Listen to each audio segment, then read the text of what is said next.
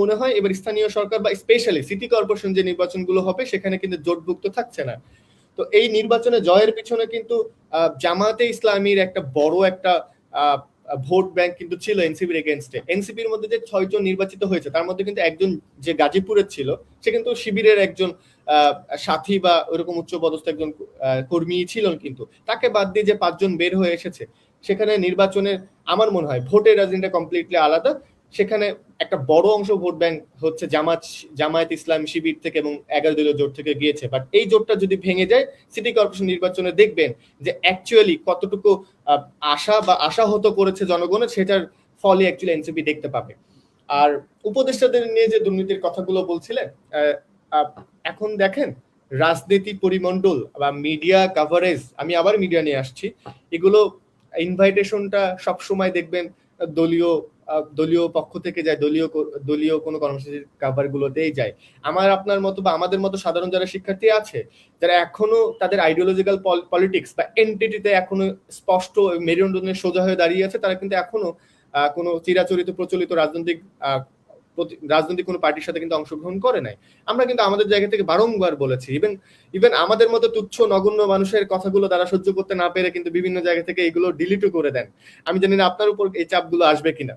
তো বিষয় আমরা উপদেষ্টাদের যে ব্যাপারটা ছিল স্বচ্ছতার জায়গা থেকে একটা উদাহরণস্বরূপ যাতে পরবর্তী যে নির্বাচিত সরকার আসবে তাদের জন্য উদাহরণস্বরূপ যাতে থেকে যায়, কিন্তু এটা কিন্তু আছে। কিন্তু প্রত্যেকটা বছরে একটা মনে হয় একটা সংসদীয় একটা ডেজিগনেশনই আছে, চিফ একটা, আমি ভুলে গেছি এই মুহূর্তে মনে করতে পারছি না। তার কাজ হচ্ছে 1 বছর পরে যে রাষ্ট্রীয় যে ব্যয়গুলো হয়ে থাকে সেগুলোর হিসাবটা জনগণের সামনে তুলে ধরা। বাট এই স্বাধীনতা সিস্টেম আছে, সেটা আমরা দেখেছি যে ওরা 25শে জুন পর্যন্ত এরকম দেওয়া হয়েছে, এর পরের বছরটা আমরা এখনো পাইনি।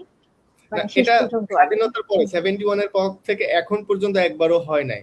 তো আমরা ভেবেছিলাম যেহেতু গণ অভ্যুত্থানের মধ্য দিয়ে একটা নতুন সরকার এসেছে, বাংলাদেশের সম্ভাবনাটুকু আমরা দেখছিলাম, জনগণের অধিকারের সম্ভাবনাটুকু আমরা দেখছিলাম, তখন ভাবছিলাম হয়তো অ্যাটলিস্ট জনগণের সরকার, শিক্ষার্থীদের সরকার, ফ্যাসিস্ট বিদায়ী সরকার যে ইন্টারিম গভর্নমেন্ট আসে তারা একটা উদাহরণস্বরূপ তাদের আইবি এর একটা হিসাবটা দিয়ে যাবে, কিন্তু তারা কিন্তু এটা সম্পূর্ণরূপে ব্যর্থ হয়েছে।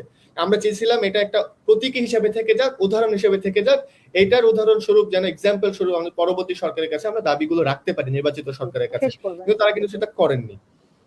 সো আর যে বিষয়গুলো আমরা দেখেছি বিভিন্ন রকম, এবং উপদেষ্টারা কিন্তু বিভিন্ন রকম দুর্নীতি অনিয়ম সাথে কিন্তু যুক্ত হয়ে গিয়েছে। আবার একটা জিনিস যে উপদেষ্টাদের দুর্নীতি আছে, কিন্তু তারা আসলে বিএনপি চাঁদাবাজির কথা বলছে, যে মানে 3 জন যে তরুণ উপদেষ্টার কথা আমি স্পেশালি বলতে চাই। তো তারা বিএনপি চাঁদাবাজির কথা বলছে কিন্তু নিজেদের দুর্নীতি, তারপরে আবার মানে যে সাবেক রাষ্ট্রপতি শাহাবুদ্দিন চুপ্পুর বিচারের জন্য তারা বলছে যে ওনার দুর্নীতির বিচার হতে হবে, কিন্তু নিজেদের দুর্নীতির ব্যাপারে, তাদের দুর্নীতির ব্যাপারে কেউ প্রশ্ন তুলছে না।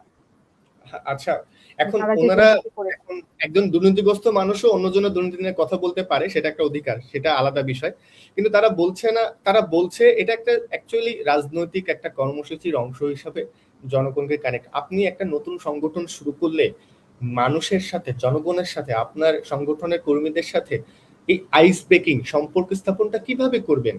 কথা বলে কিন্তু সম্ভব না। যখন কর্মসূচি আছে একসাথে মিলে কোনো যখন কাজগুলো করেন তখন অ্যাকচুয়ালি সম্ভব হয় তাদের কাছে পৌঁছানো। সেটারই একটা অংশ হিসেবে তারা এই কথাগুলো বলছেন।